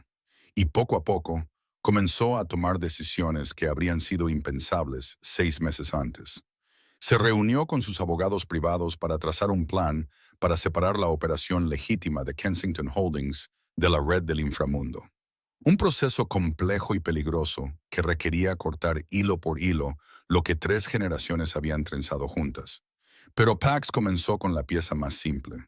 Ordenó el fin de todos los camiones que no estuvieran en el horario en el centro de distribución que Josie gestionaba. Y cuando Héctor preguntó si estaba seguro, Pax dijo que el lugar donde ella trabajaba estaría limpio. Cada palabra fue deliberada, y Héctor no volvió a preguntar.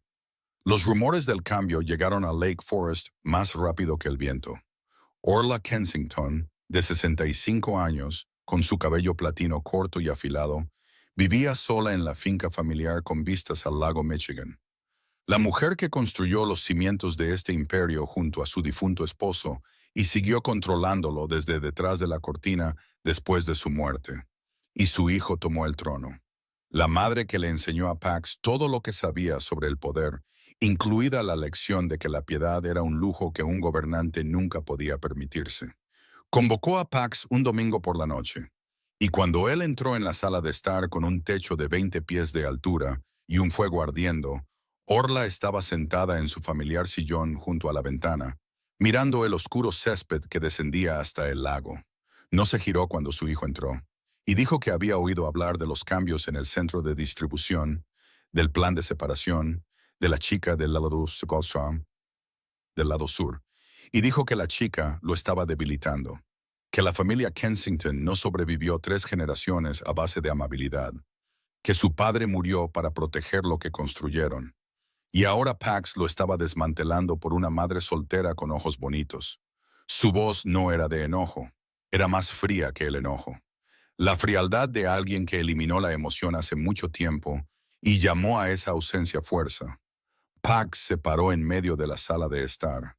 La luz del fuego proyectaba una sombra sobre la cicatriz de su mandíbula. Y miró a su madre, la mujer que le dio la vida, y también lo moldeó en lo que ahora intentaba desprenderse capa por capa.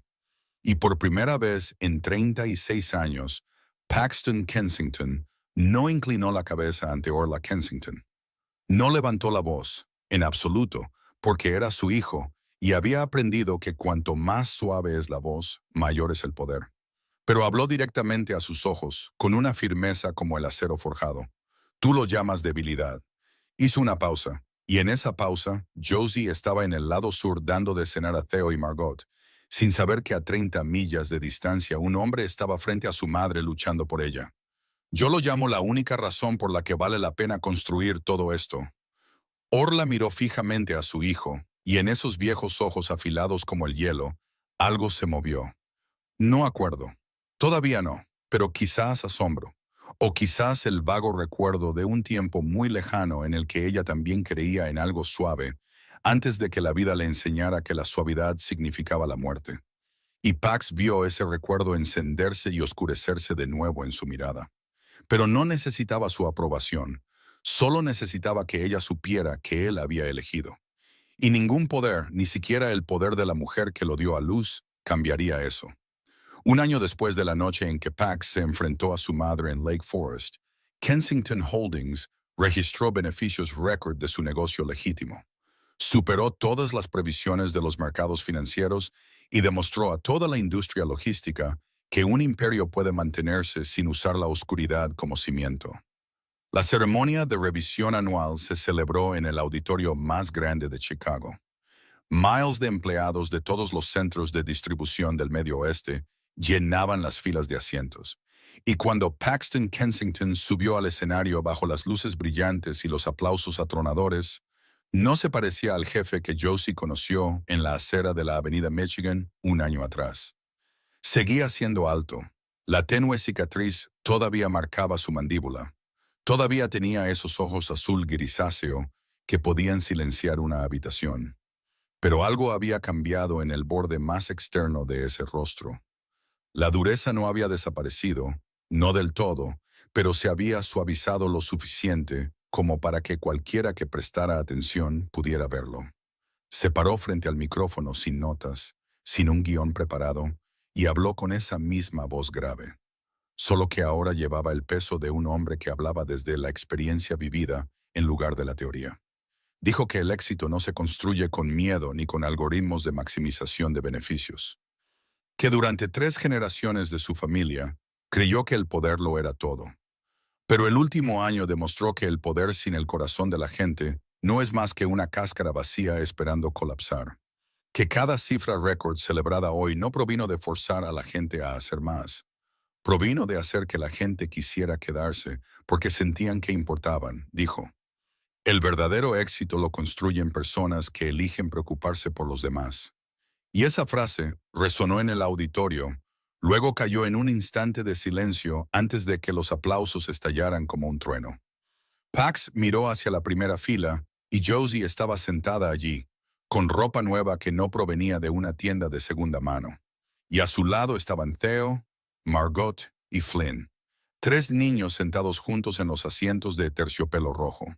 Los pies de Theo y Margot todavía colgaban sobre el suelo porque las sillas del auditorio eran demasiado altas.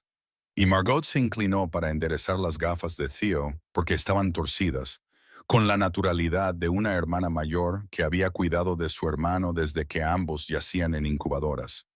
Y Flynn se sentó al lado de Margot, inclinándose para explicarle cómo aplaudir al ritmo, porque Margot estaba fuera de ritmo. Guiaba pacientemente a una niña de 5 años con la adorable seriedad de un niño de 9 años que hizo que Josie se mordiera el labio para no reírse. Los 4 niños se sentaron juntos como si se hubieran pertenecido mucho antes de que los adultos se dieran cuenta. Y Josie los miró, luego miró hacia el escenario y sus ojos se encontraron con los de Pax a través de la distancia entre la primera fila y las luces del escenario. Pax le dio un pequeño asentimiento, discreto y breve, un asentimiento que nadie en la multitud de miles notaría. Pero Josie lo notó porque había aprendido a leer a este hombre a través de las señales más pequeñas. Ella asintió de vuelta, con los ojos húmedos, no llorando, pero al borde de hacerlo, porque recordó a la chica en esa acera un año atrás, con un chaleco de segunda mano y el corazón roto. Y no podía creer que esa chica y la mujer sentada aquí ahora fueran la misma persona.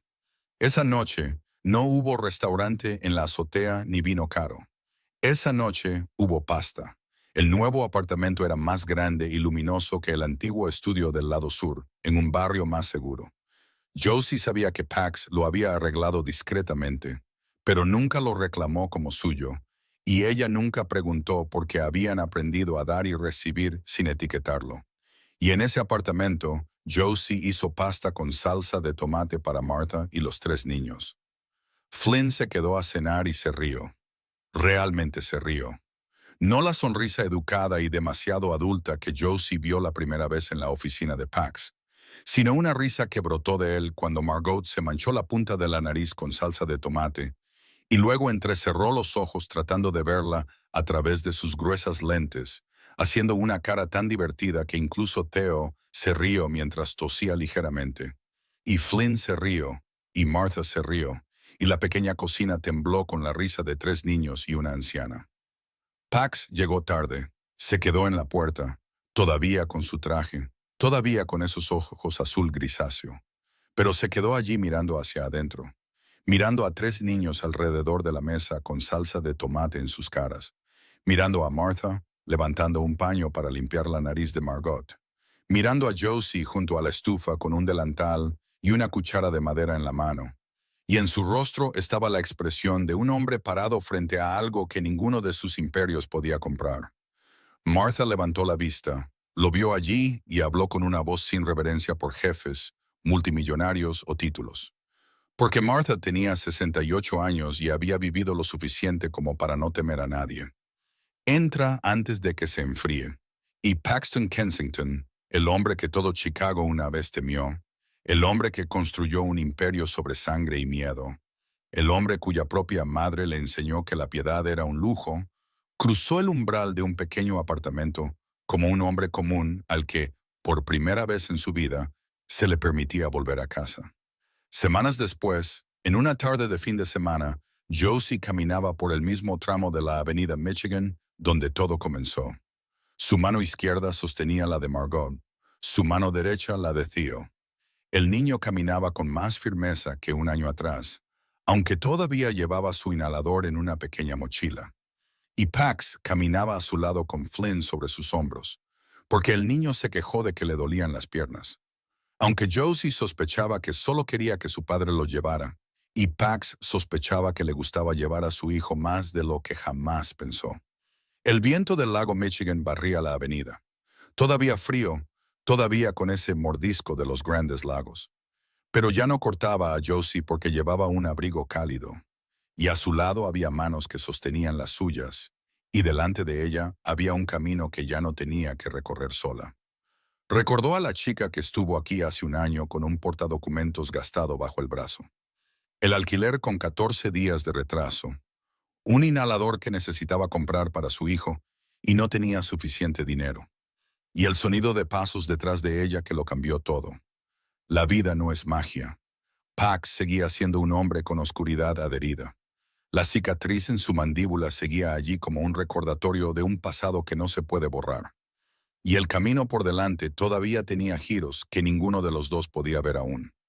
Pero en esa acera, en ese momento, 3 niños reían y 2 adultos elegían caminar hacia la luz.